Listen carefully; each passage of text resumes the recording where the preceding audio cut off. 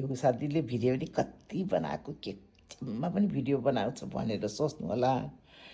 तर यो सुन्तला साँधेको अचेल त अब यो जाडो महिनामा त भोगटे साध्ने, सुन्तला साध्ने, निबुवा साँधेर खाने, अझ अर्को चाहिँ त्यो बास्ना आउने पनि हुन्थ्यो नि, हो त्यो साँधेर खाने चलन हो होइन।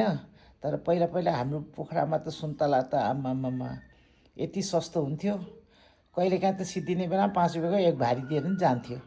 अनि हामी पोखरामा हाम्रो अब्बाले असाध्यै मिठोसँग सुन्तला साँचिन्थ्यो। मेरो दिजु बुवा मुवा भइहाल्यो।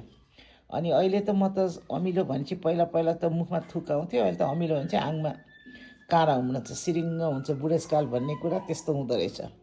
तर आज धेरै दिनपछि मिलनले सुन्तला साँधे रहेछन्।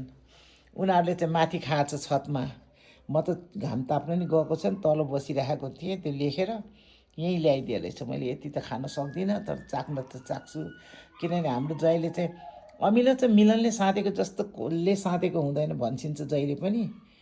त्यो भएर यति धेरै ल्याएछ, तर म अलिकति त खान्छु। फेरिको साथीले जे पनि भिडियो बनाउने भन्नु नभन्नु होला, किनभने पाककला हाम्रो थकालीहरूको पहिचान हो। त्यसकारण तपाईँहरू पनि खाने भए आउनुहोस्, हेर्नुहोस् भनेर नि। By by.